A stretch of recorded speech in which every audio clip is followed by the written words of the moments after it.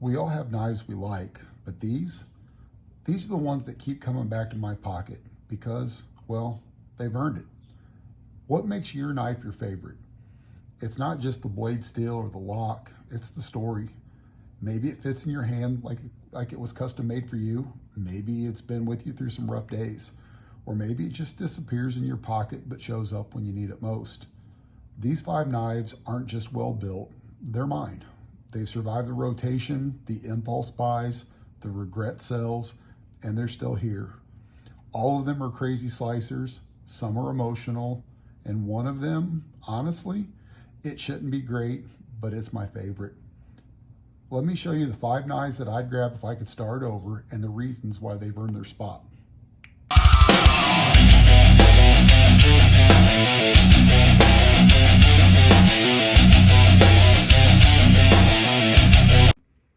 This is Chris from Wyvern Kodiak. Sam's taking some well-earned vacation and he's out with his dad floating on the ocean someplace, so we wish him well. I want to take a few moments to rapidly go through my top 5 favorite knives that I have in my collection today. The first one is the Civivi FG. In my opinion, that's the best value for your dollar. The Vosteed Porcupine's probably a close second, but that one didn't make the list. The FG is well built and it meets many requirements that I have for my pocket rotation. Well, matter of fact, it meets every one of those. In order to be a knife that I carry, it must have a good fit in my hand. It must be one-handed opening and closing. It has to have satisfying action. It's got to be durable and reliable. And the weight to size ratio needs to make sense. I also require high quality fidget capabilities and a good pocket clip that can slide in and out of my pocket, whatever I'm wearing. And man, this one just checks all of the boxes. You know, that super lock is very fidgety. It's just very well built and feels like a very quality machine in the hand. I also love the blade shape and just, again, the handle itself, the finger choil, all of it feels absolutely amazing. And so if I were to start over today, that one would probably be my very first purchase, only because of the price entry for getting a good quality pocket knife. The second one on my list that I would purchase would be the Demco 8020.5. This one here, man, same thing. It just feels great in my hand. You know, the ergonomics on it are phenomenal. The shark lock is as fidgety as it is durable. Again, this one is an absolute slicer. It holds an edge exceptionally well. And for those, I've got 3 of the 20.5s. I keep one in my car, one at my desk, and then one that's in my EDC rotation. And probably a couple hours into owning this one, I coined a term shark finger because I just couldn't put it down. I was constantly just flipping it back and forth. But I do love that, you know, I can deploy it through the studs. I can deploy it, you know, through the finger holes. And it's absolutely a phenomenal knife. And I liked it so much, I bought one for Sam as a gift. And I've turned him into a Demco junkie as well now.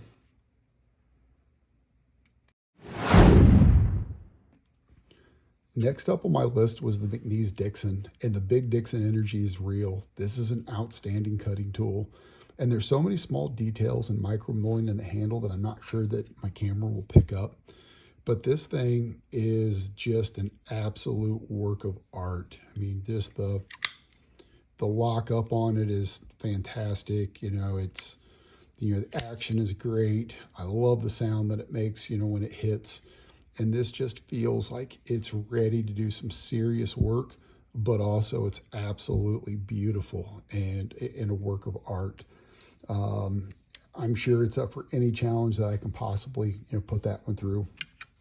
And then the next one on my list is the Neves Knives Offender. And this is the one that I find in my pocket most of the time. And honestly, I didn't like this when I first received it. And more than likely, it's because of my admiration for Jared, and what I expected was probably completely unrealistic and some superhuman capabilities, you know, right out of the box. And what I found was when I started fidgeting and playing with it, I absolutely love this knife.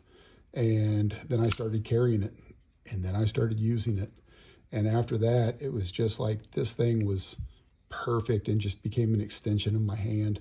I loved it so much. I told Sam if he saw another one that was for sale on the secondary market to let me know. And he did find one, and I did purchase it. And I plan on taking that one and having it sent off to customize it and make it my own. I really want the one that I use to be in my pocket. I want one that's from my collection. And a lot of that's because when we started doing this and Sam and I started thinking about designs, Jared was an inspiration and somebody that we watched and were fans of his channel for a long time. But when we went to Blade Show and introduced ourselves, what you see on camera is who he is. He just doesn't turn on his energy and his passion for the camera. It just exudes out of him all the time. And he took a few moments to go through our design on our knife and gave us some feedback, and he asked us some good questions. He challenged us on different things. And he's just been so incredibly generous with his time, commenting and sending us messages on different things. So I would say if you have the chance to support Neves Knives, do it. That guy definitely supports the community. I'd love for the community to also be able to support him. He's vulnerable with the story. He does a great job of explaining the good and the bad with different knives. And this last week, I picked up the Inmate by We, another one of the Neves Knives designs. And I love this one too. And I'm going to put it through its paces. And I'm sure that it's making a strong run to be a contender for my next 5 video.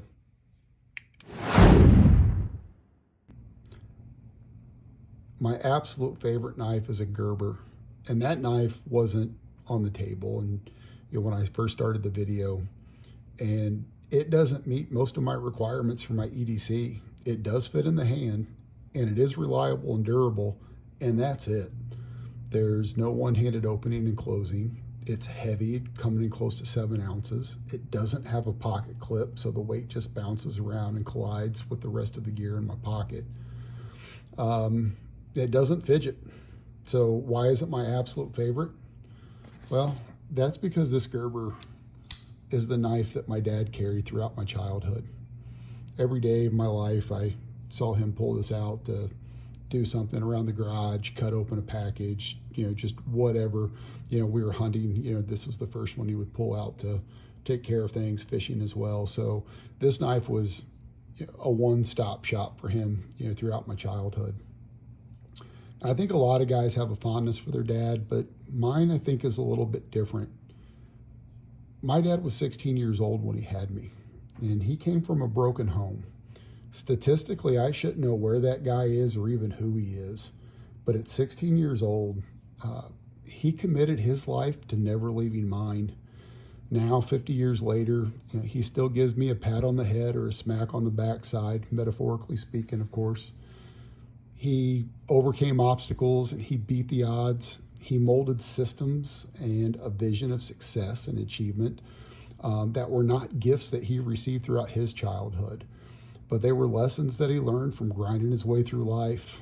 My dad is what you'd call frugal. And if he paid $7 from this knife, I would be, extremely shocked. But to me, this knife is invaluable. I wouldn't trade it for any fine piece of art hanging at the Louvre. This serves as a beacon of hope for me when life is hard. It's a reminder that when I feel attacked or the odds are stacked against me, I'm cut from a different cloth. I come from stock that shows up, with grit, a thoughtful process, and an unwavering commitment to overcome my challenges. It tells me I can beat the odds. So this just isn't a cutting tool. It's a connection to my hero. This is the pocket knife that rarely ever makes it into my pocket, but it never ever leaves my heart.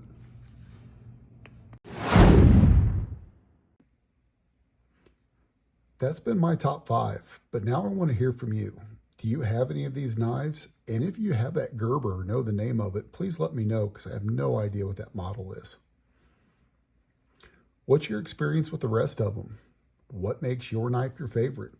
Is it the action? Is it the steel? Or is it the story? Drop a comment below and let's keep the conversation going. If you've got a knife that means something special to you, if it's sentimental, or if it's just a rock solid knife, I'd love to hear the story. And hey, if you've enjoyed the comment, give it a thumbs up and share it with a fellow knife nerd. Challenge them to share their own top 5 knives and tag Wyvern Kodiak so Sam and I can follow along. Don't forget to subscribe. Sam and I have some killer content coming up that is a behind the scenes look at our new knife design, and hopefully we'll be able to release that soon. This has been Chris from Wyvern Kodiak, wishing you strong steel and a solid lockup.